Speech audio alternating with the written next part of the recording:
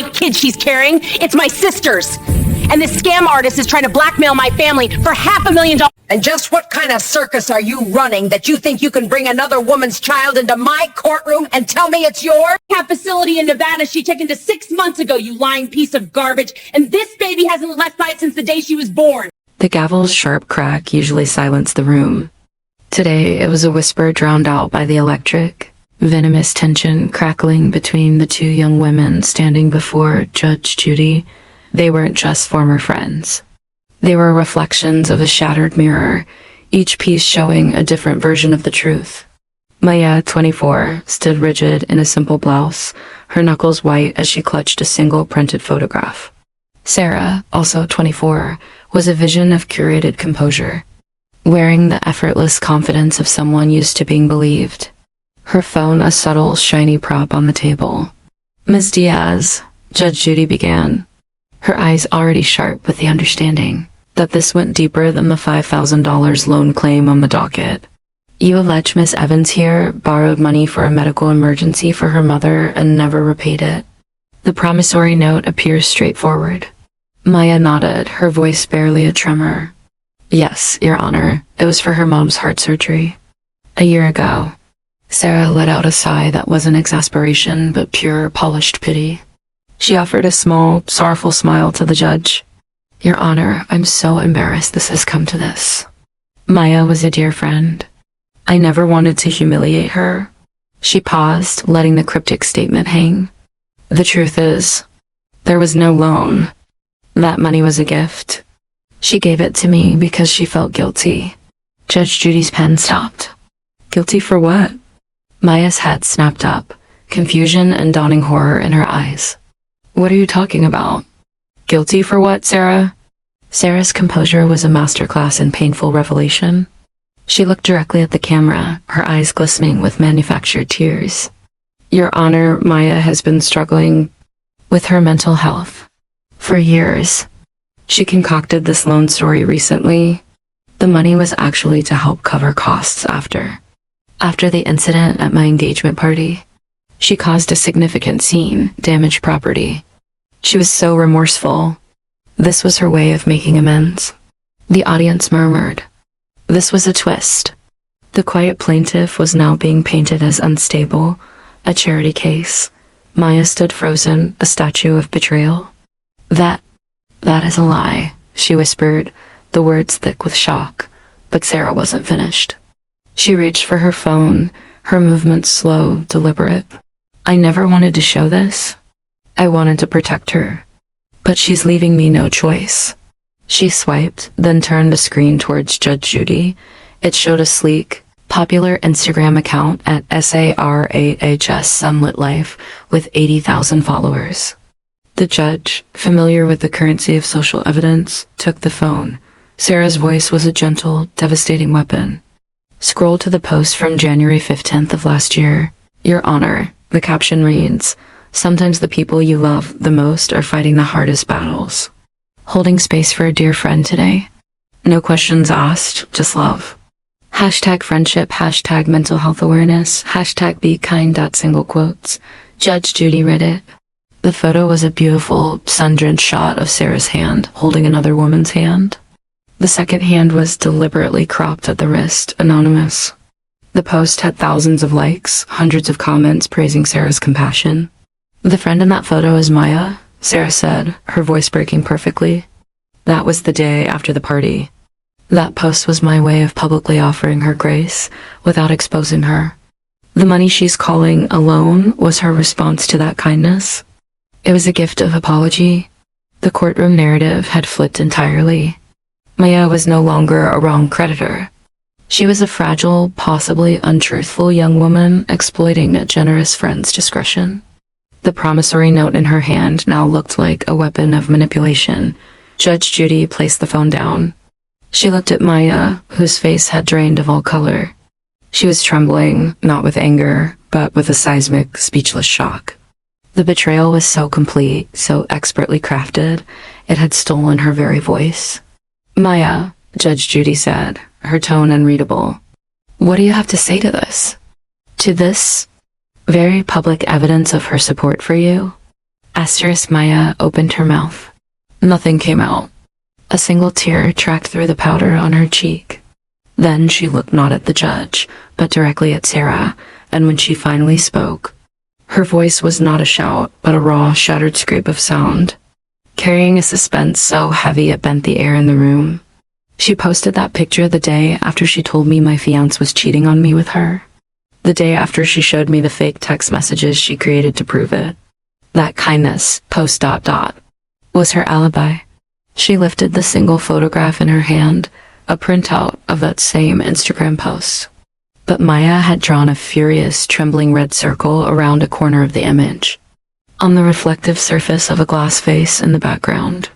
And in this reflection, Maya whispered, the suspense turning to ice. You can see her taking the photo, and you can see me ... on my knees on her floor, begging her to tell me it wasn't true. The gavel was forgotten. Judge Judy leaned forward, every instinct ignited. This wasn't about a loan. This was a psychological crime scene. And Sarah's perfectly composed face, for the first time, showed a hairline fracture of pure, undiluted panic. The silence in the courtroom wasn't just quiet, it was a vacuum, sucking in all sound and leaving only the high-frequency hum of shock. Sarah's polished mask of compassionate concern didn't just crack. It disintegrated.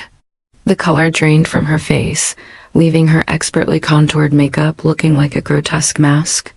Her eyes, wide with a deer-in-headlights panic, darted from Maya's tear-streaked face to the photograph, to Judge Judy's piercing gaze, and finally to the cameras.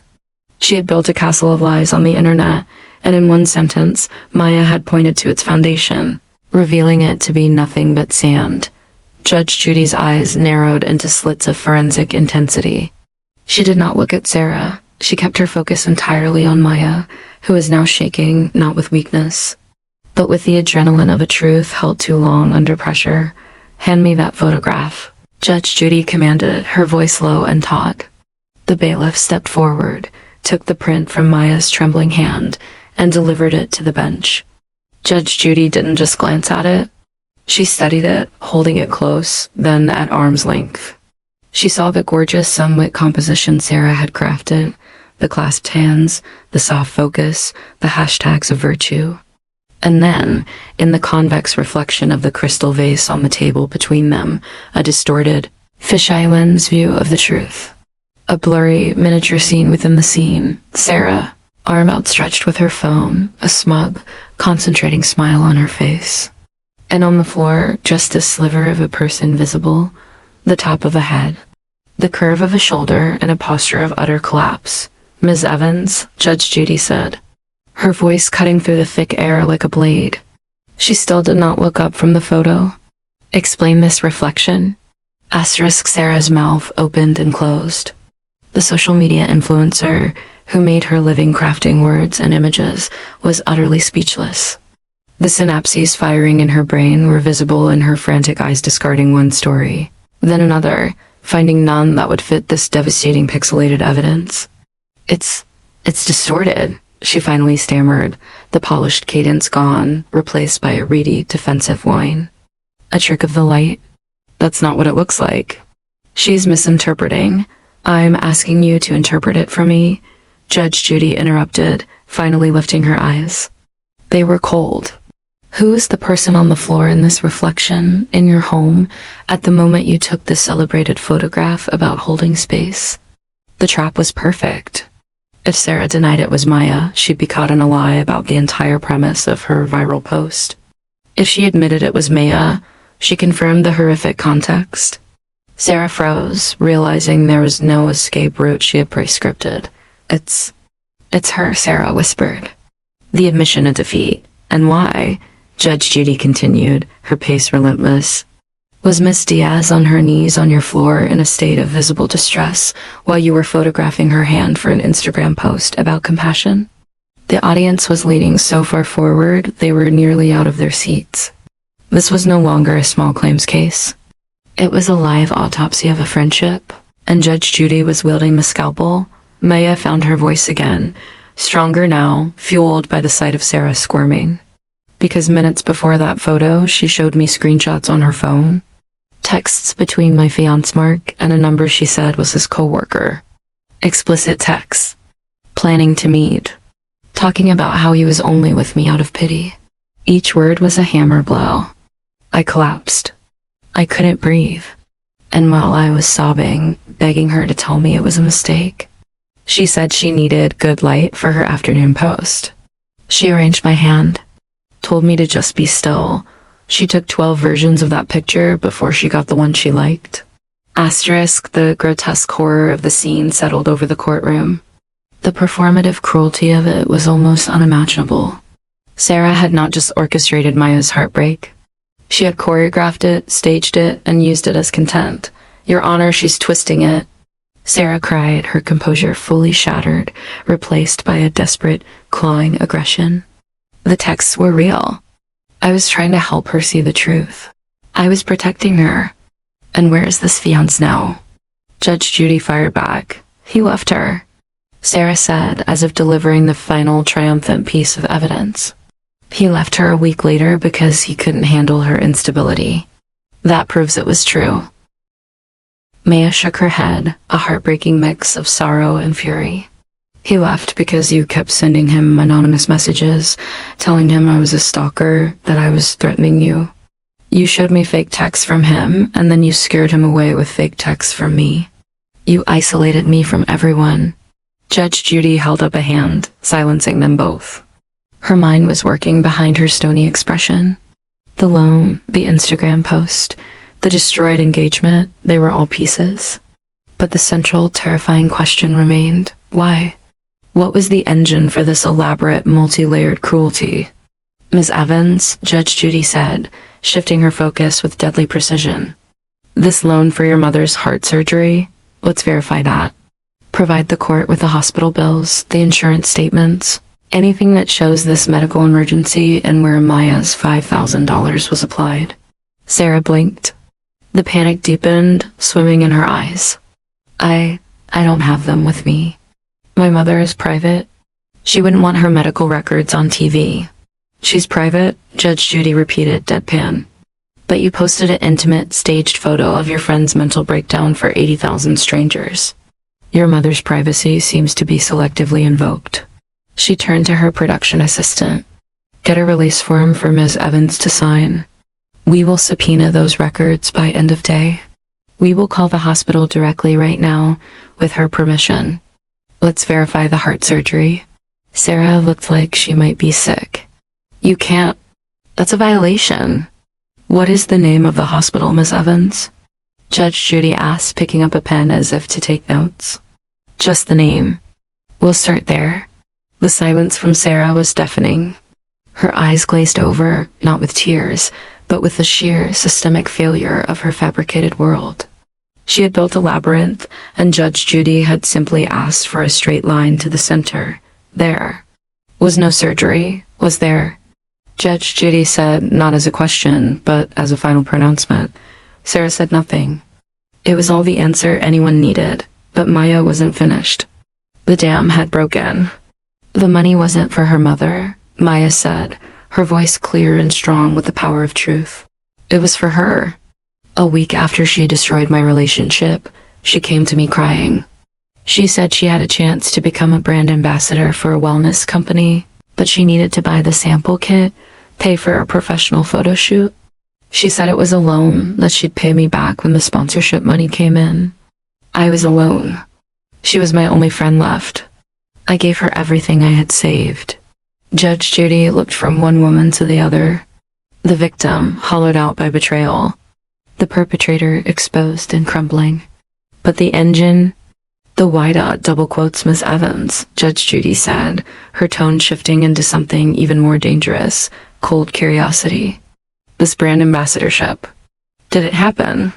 A flicker of pride, absurd and misplaced, crossed Sarah's broken face. Yes, I got it.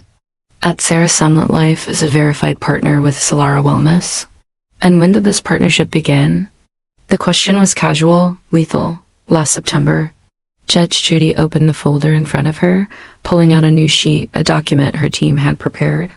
The Solara Wellness Illuminate Your Life campaign. It was highly competitive. I have here the press release.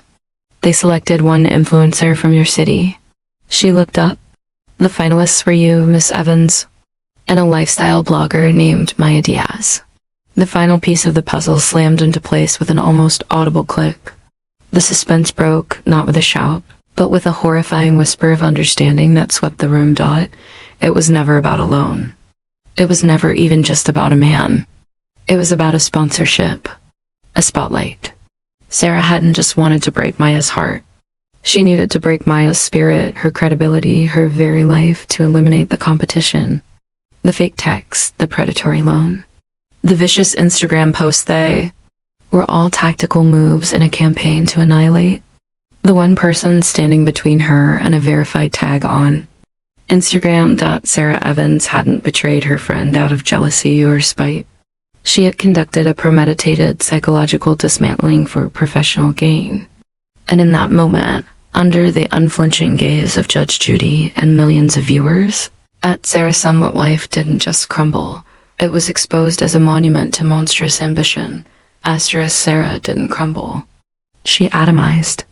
The polished influencer who minutes ago weaponized pity now looked like a cornered animal, her eyes darting for an escape that didn't exist on the brightly lit studio set.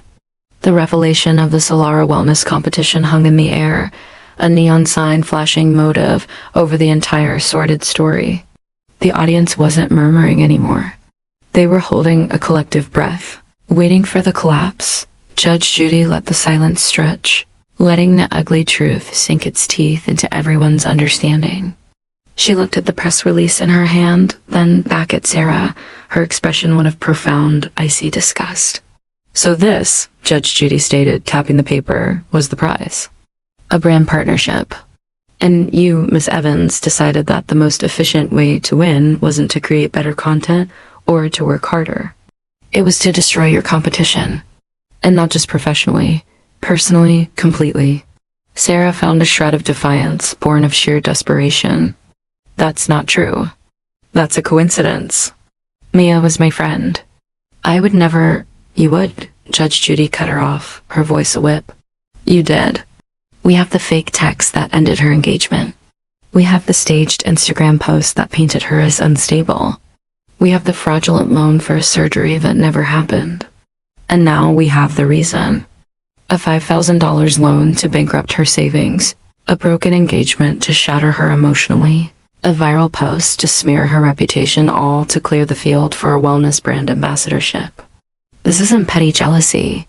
This is corporate sabotage of a human being. She turned to Maya, whose face was a storm of grief and dawning, furious understanding. Miss Diaz, did you apply for the Solara Wellness campaign? Maya nodded, tears now of anger streaking her cheeks. Yes, Sarah helped me with my application video. She said my authentic struggle and realness would be a strength. She coached me on what to say.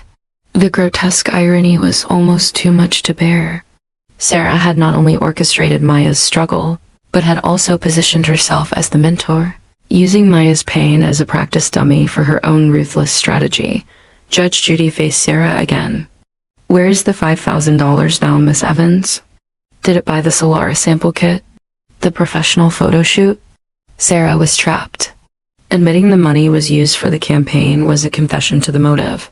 Claiming it was for something else would be another lie atop the crumbling pile. She opted for a muted, evasive tactic, the last resort of the cop. It was a loan. I used it for business expenses. I intend to pay it back. Asterisk, intend is not good enough in this courtroom, Judge Judy snapped. You committed fraud to obtain it. You committed libel and intentional infliction of emotional distress to disable your competitor. This isn't a civil loan dispute anymore. This is a pattern of predatory, malicious conduct.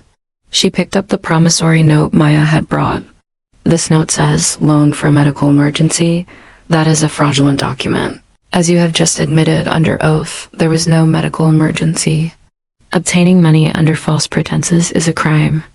The fact that you did it to a person you were simultaneously psychologically torturing for commercial gain is monstrous. The word monstrous, spoken in Judge Judy's flat, factual tone, was more devastating than any scream. It was a branding. But let's return to the heart of this, since you seem so fond of heart imagery. Judge Judy continued, her sarcasm biting. The texts. You showed Ms. Diaz texts from her fiancé Mark. We will see those texts. Right now. Provide the phone to the bailiff. Sarah clutched her phone to her chest, a final futile shield. It's private. Those were private messages sent to me. You made them the center of a public life-altering accusation. Judge Judy thundered, losing the last veneer of judicial calm. You used them as a weapon. Now they're evidence. Hand it over, or I will hold you in contempt, and you can explain your privacy concerns to the sheriff in holding. Trembling, Sarah unlocked her phone and handed it to the bailiff, who brought it to Judge Judy. The judge put on her glasses, her fingers swiping with the focused intensity of a bomb technician. The courtroom watched, utterly rapt. After a minute, she let out a short, harsh laugh, a sound devoid of any humor. These texts. From Mark. Tell me, Miss Evans, does your fiancé Mark have a second phone? Because the contact listed here is Mark work phone. Maya's head jerked up. Mark only had one phone. He hated carrying two. Judge Judy's eyes locked onto Sarah. A curious detail. Almost as curious as the language. Hey babe, can't wait to see you tonight. She's so clueless, it's pathetic. Judge Judy read aloud, her voice dripping with disdain. Does that sound like a man texting his mistress? Or does it sound like a bad screenplay written by a woman trying to sound like a man? She swiped further. The grammar is impeccable. The punctuation perfect. No typos. Even at 1:23 a.m., remarkable composure for a cheating fiancé. She took off her glasses and aimed them at Sarah like a weapon. You created a second contact in your own phone. You texted yourself. You manufactured the entire affair. You are not just a liar. You are a one-woman theatrical production of lies. The final pillar of Sarah's construct had been kicked out. There was no fair. There was only Sarah, alone in her apartment, typing with both hands, playing both parts, orchestrating a heartbreak for content and career advancement. Maya made a small, choked sound, her hand flying to her mouth. The relief was almost as violent as the initial pain. Her fiancé hadn't betrayed her. Her friend had, entirely, completely. The loan is the least of your problems, Miss Evans, Judge Judy said, her voice dropping into a grave, final register. You have committed actionable fraud.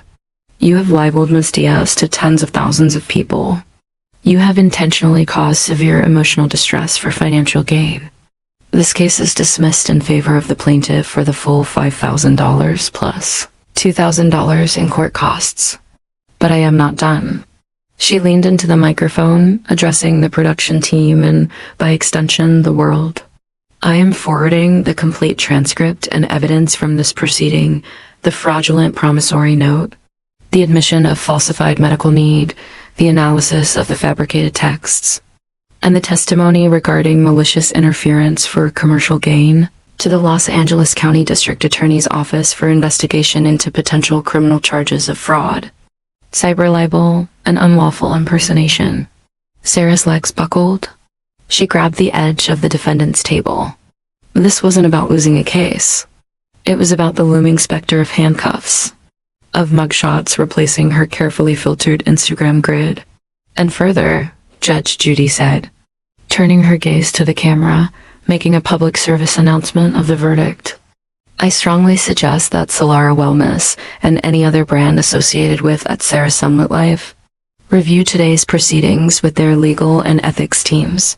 Immediately.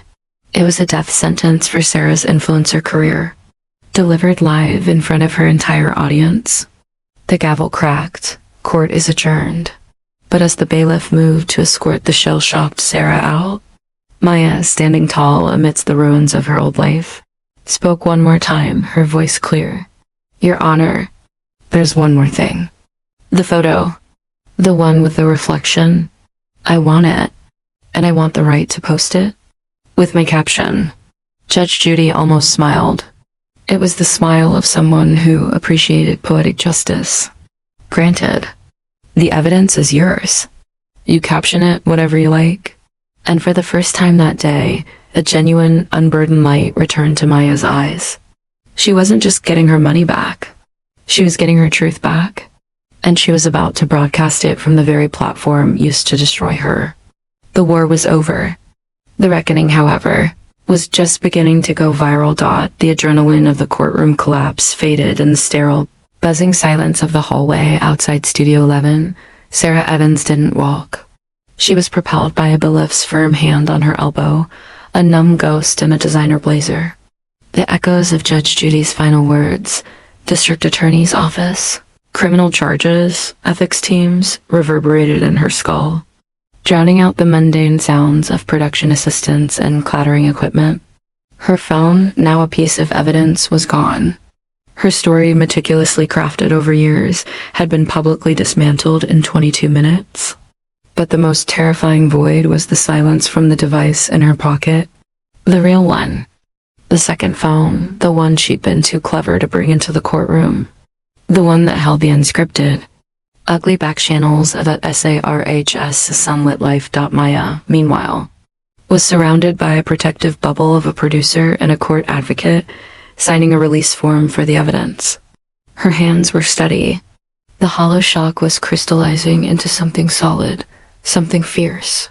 She held the manila envelope containing the printouts, the promissory note, and the official copy of the judgment.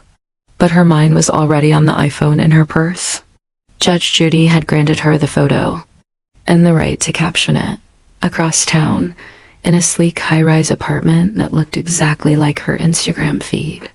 Mark, the ex-fiance, was watching the livestream on his laptop, his face pale with a boiling mix of horror and rage. He saw the woman he once loved brought to her knees by a fiction. He saw the text Judge Judy labeled a bad screenplay. He'd been a pawn, his character assassinated to serve a plot he never knew existed. His departure from Maya, which he'd framed in his mind as a painful necessity due to her unraveling, now revealed itself as a cowardly retreat engineered by a master manipulator. The shame was acid in his throat. Back in the courthouse annex, Judge Judy was in her chambers, not resting. She was on the phone with her executive producer.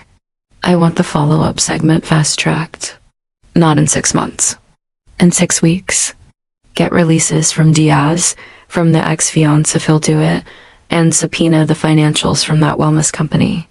This isn't over. This is a tutorial. But the real action wasn't on television. It was in the digital ether, where at Sarah's Somewhat Life lived. The show had aired on a tape delay, but the clips were already metastasizing online. Not just the Mama's Boy keen clip from before, but this new nuclear verdict, influencer exposed for fake affair to win brand deal. It was catnip for the algorithm, a stunning fusion of true crime, drama, and schadenfreude. Sarah, sitting in a cold, windowless room waiting for a ride from a shell-shocked family member she'd have to lie to all over again, could feel it happening. It was a psychic tremor. Her empire was falling in real time, and she was powerless to post, to spin, to control the narrative. For the first time in her adult life, she was silent. And in that silence, the world wrote her story for her. Maya didn't wait. Sitting in the back of a rideshare, she uploaded the photograph, the beautiful sunlit photo of the clasped hands. She didn't use a filter. She zoomed in clumsily, not with professional polish, but with the raw urgency of truth on the reflection in the vase. The blurry image of herself on the floor, of Sarah's extended arm. She typed her caption.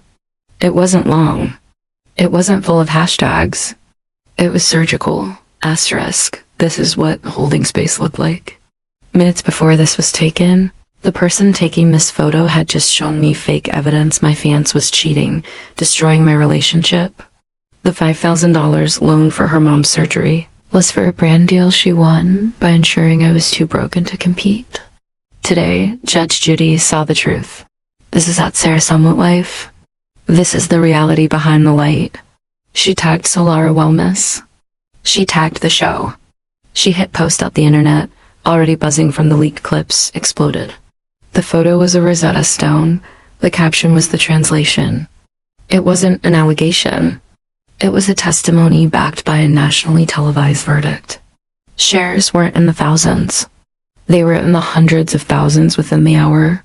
Comments poured in, from women sharing stories of being gaslit by friends, from former followers of Sarah's expressing revulsion, from lawyers discussing the criminal implications. Solara Wellness's social media manager was the first to panic. The brand's pristine, pastel feed was suddenly flooded with screaming emojis and the word monstrous. Quoted directly from Judge Judy, the email from their legal department, sent after watching the stream, hit the CEO's inbox just as the tagged post began to trend. The response was swift and merciless.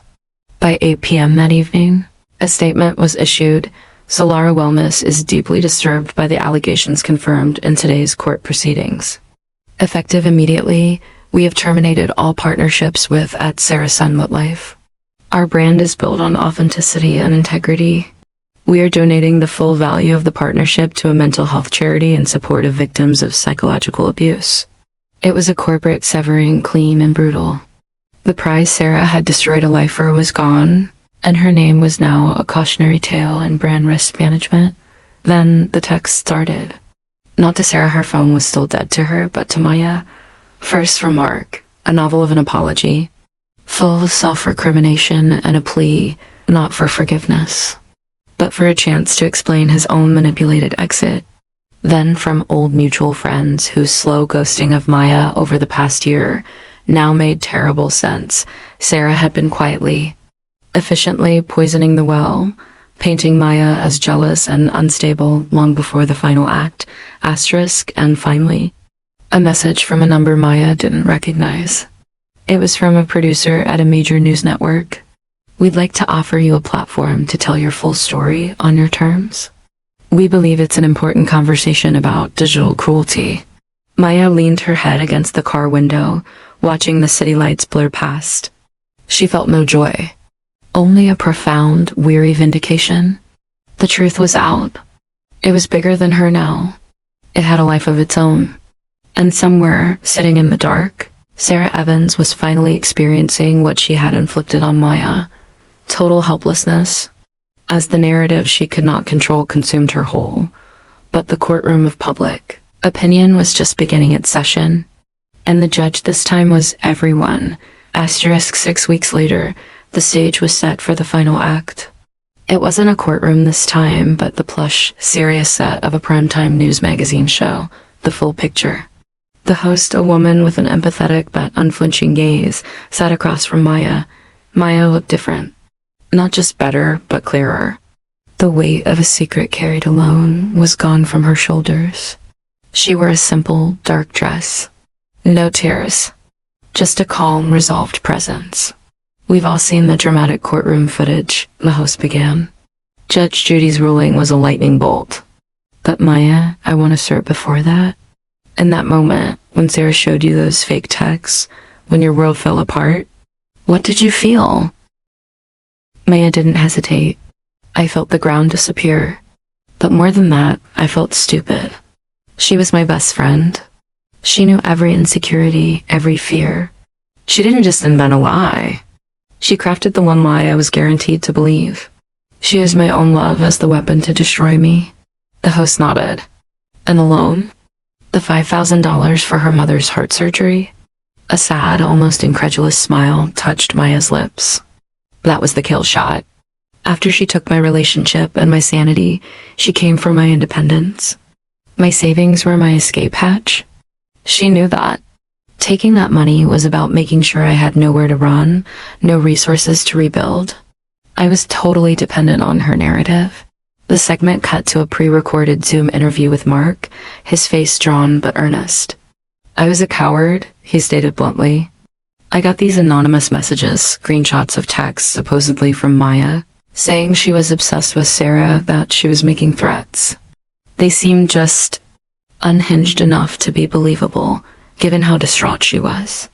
Sarah told me, as a friend, that Maya needed space, that I was triggering her. So I left. I thought I was doing the right thing. I was just playing my part in her script. Back in the studio, the host leaned forward. The catalyst was a brand deal. A wellness ambassadorship. Has Solara Wellness reached out to you since? Maya nodded. They have. They've apologized. They've made the donation. But more meaningfully, they offered me the ambassador position. The one she competed for. The audience let out a soft collective gasp. I turned it down, Maya said, to their surprise. Their brand is about light. My story is about what happens in the dark. But I am working with them and with a nonprofit to create a campaign around digital literacy and emotional safety, how to spot manipulation, how to protect your real life from your online life. They're funding it. So, in a way, she did get me the partnership, just not the one she imagined. It was a moment of stunning, graceful victory. The poison was being transformed into the antidote. The narrative then shifted, not to Sarah, but to the digital wreckage.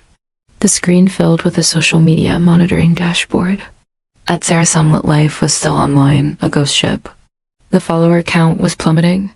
The last post, that beautiful photo of the clasped hands, was now a museum piece of evidence. Its comment section, a brutal public forum of over 200,000 comments dissecting her crime.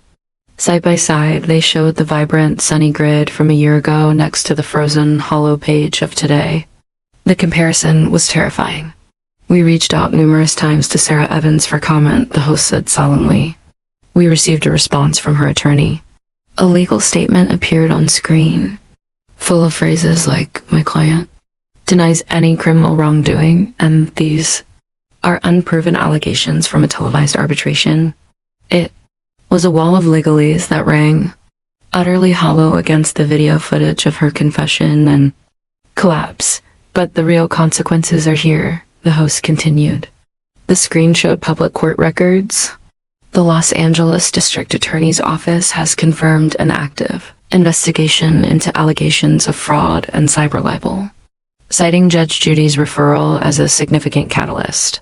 Furthermore, Sarah Evans is now facing 2 civil lawsuits, one from Maya Diaz for intentional infliction of emotional distress beyond the repaid loan, and one from her former fiancé Mark for defamation.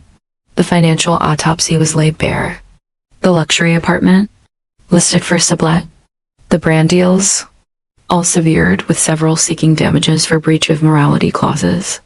The dream life, built on filters and fraud, was in foreclosure.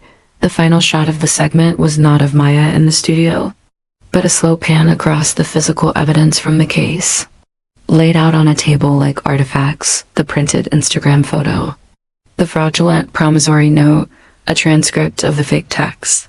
The host's voiceover was quiet, powerful. This is a story about the price of a lie in the digital age. Not the price paid by the victim, though that was almost everything, but the price incurred by the liar. Sarah Evans sought fame, validation, and a verified badge. What she earned was infamy, condemnation, and a case number. Judge Judy's courtroom provided the verdict, but the world has provided the sentence, a permanent, searchable record of who she really is. The sunlight she so carefully curated has become the most unforgiving spotlight of all. Back in her modest, new apartment, Maya watched the segment air. She felt quiet. It was over. The story had been told. The truth had done its work. On her bedside table was a framed print, not of the infamous photo, but of the judgment order from Diaz v. Evans. She didn't need it as a reminder of the pain.